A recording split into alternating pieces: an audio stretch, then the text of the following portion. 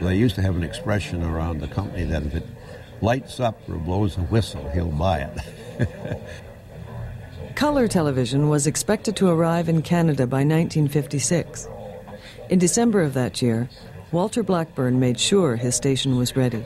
Robbie Glenn Robitaille, our chief engineer, saw this coming, and he got a film chain in, a Philco Cine scanner, which was color compatible, and we did tests here in the station, and it was absolutely perfect.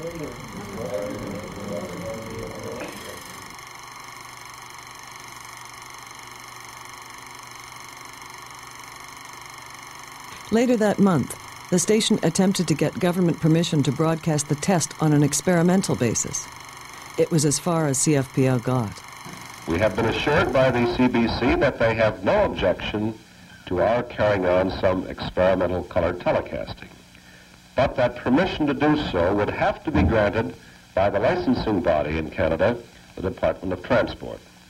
Here then is where we ran into a stumbling block.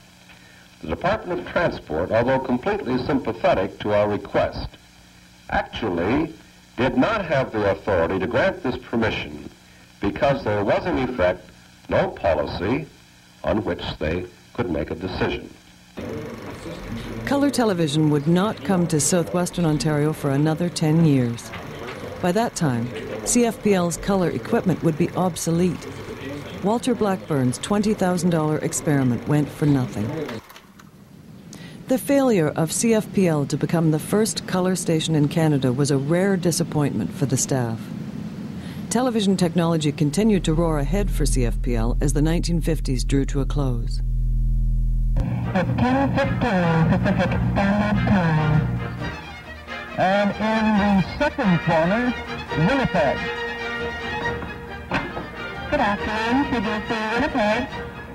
In June 1958, CFPL was linked up to Canada's first coast-to-coast microwave network, stretching from Victoria, British Columbia, to Sydney, Nova Scotia. From our English Production Center right here in Toronto. Good afternoon, CBC Toronto. In September of the same year, CFPL conducted its first major remote broadcast from the Western Fair. In 1959, the introduction of videotape revolutionized television production at the station. Late-night shows could now be recorded in advance. By its 5th anniversary, CFPL's staff numbered 100 and boasted a daily telecasting schedule of 13 hours. Despite a drop in television sales, the station was receiving 3,000 letters a week, and its operating profit had almost doubled in a single year. Local coverage included a television auction to fund the YM and YWCA, a lengthy series of panel discussions on the city's land annexation plans, and the annual Soapbox Derby, which was held in front of the station. To celebrate, the news department produced a promotional film. The repair and maintenance of our tremendously expensive equipment is entrusted to our technical supervisor, William A. Nunn. Seen here, carefully installing a $9,000 final phase transmitter tube.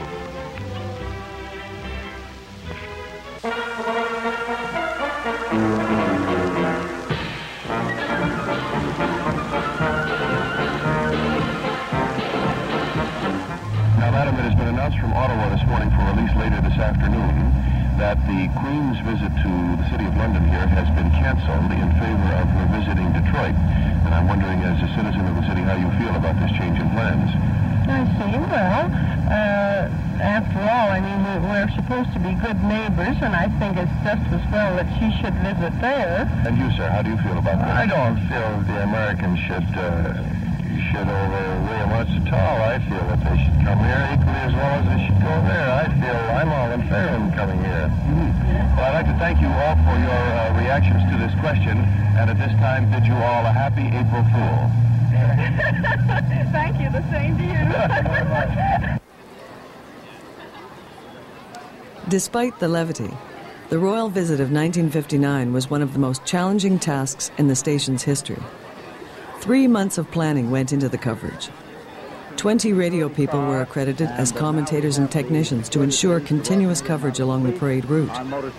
The station's film lab turned over the greatest amount of raw footage in a single day during CFPL's 6-year history. And now Here Comes Her Majesty coming down, and you can hear the cheer. In a moment there should be a dramatic moment as some 16,000 youngsters sing God Save the Queen. She's coming along the cage, followed by the police. She's standing up and waving. Those in television can see a bright smile. Prince Philip turning and looking over to the Brownies and the drill guides on his left.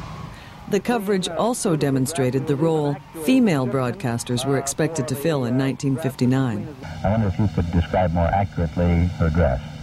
Her Majesty is wearing, I should think, it is silk in material. The shade is a deep pink. Here is Mary Ashwell speaking from CFPL in London. Television is aggressive, a young giant still discovering its latent strength.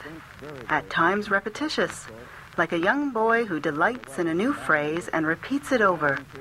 Like the climber, television has surmounted many obstacles in its brief existence. It has responded continuously to challenge to broaden its horizons. What the view may be from the top is anybody's guess. In less than 6 years, television had proved itself the most powerful communications tool in Walter Blackburn's media empire. The company magazine boasted that more people had seen themselves on television than in any other locality. One viewer complained that the station worked too fast by airing a story the same day it took place. Everyone agrees a woman's crowning glory is her hair. There's nothing like a new hairstyle to give her morale a lift. Hope stimulates new interest in hairstyles by inviting leading local stylists to visit at home and give the ladies advice.